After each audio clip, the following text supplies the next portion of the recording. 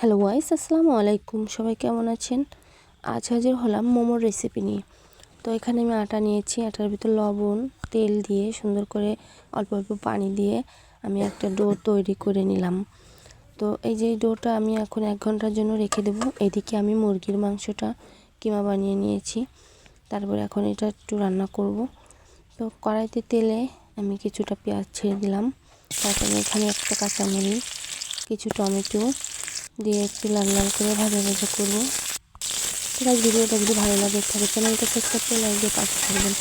তো এবার এখানে আমি একটু রসুন বাটা দিব, একটু আদা বাটা দিব, আর সামান্য পরিমাণে একটু শুকনো লঙ্কা দিব। তো দিয়ে আমি সুন্দর করে আবারও এটা কষাবো। তারপরে পরিমাণ মতো লবণ হলুদটা দেওয়া হলে এখানে সেই মুরগির মাংসটা দিয়ে নাড়াচাড়া করবো। তারপরে একটু জিরে গুঁড়ো দেবো, দিয়ে সুন্দর করে নেড়ে চেড়ে যখন আমার কিমাটা হয়ে আসবে তখন কিছুটা ধনেপাতা দিয়ে নেড়ে চেড়ে নামিয়ে নিতে হবে। তো মোমোটা কিন্তু চায়নারা খায়, আর এটা হচ্ছে একটা চাইনিজ খাবার, খুবই মজাদার। তো এই যে আমার কিমাটা হয়ে গেছে। এখন তারপরে কিন্তু এটা আমি নামিয়ে নিয়ে তারপরে চলে যাব আমি যে আটাটা ডো বানিয়ে রেখেছিলাম সেটার কাছে। তো এটা আমি হাত দিয়ে আর একটু সুন্দর করে মেখে তারপর ছোট ছোট লেচি কেটে নেব, একদম ছোট ছোট, যেহেতু আমার মোমো ছোটো সাইজ হবে। তো দেখেন এই সাইজের ছোট ছোট রুটি বানিয়ে হাত দিয়ে এভাবে ঘুরিয়ে ঘুরিয়ে কুচির মতো করে আমি মানে মোমোটা বানাচ্ছিলাম। তো এই যে দেখেন কতটা সুন্দর হয়েছে।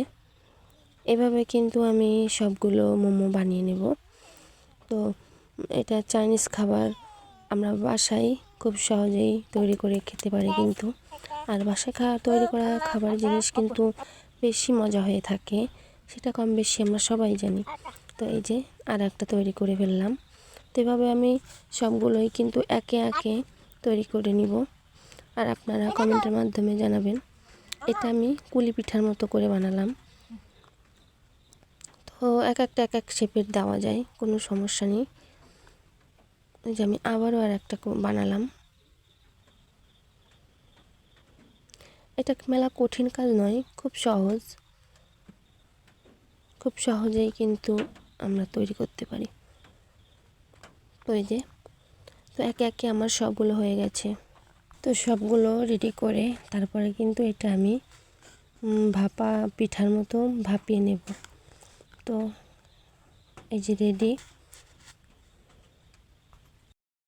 এটাকে আমি আগে তেল মাখাইছি, তারপরে এই মোমোগুলো এখন সাজিয়ে সাজিয়ে দেব।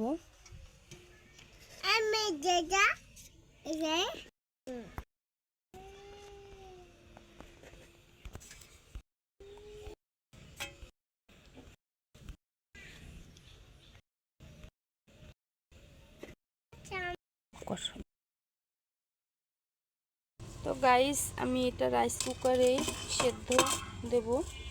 এই যে বসিয়ে দিলাম। এবার আমার সেদ্ধ হওয়া পর্যন্ত অপেক্ষা করতে হবে। ফাইনালি দেখেন আমার মোমোটা কালারটা কত সুন্দর হয়েছে। আমি এবার একে একে সবগুলো মোমো আমি নিচ্ছি। তো আপনারা চাইলে খুব সহজেই বাসায় কিন্তু মোমো তৈরি করে খেতে পারেন। খেতে স্বাদ কোনো অংশে কম হবে না, কালারটা দেখতেও কোনো অংশে কম নয়। তো এই যে আমরা সবাই সস দিয়ে খাচ্ছিলাম। সস দিয়ে খাওয়ার মজাই আলাদা। সস দিয়ে খেলে কিন্তু মোমোটার স্বাদ আরও বেশি লাগে। তো ভিডিওটা কেমন লাগলো সবাই কমেন্টে জানাবেন। আল্লাহ হাফেজ।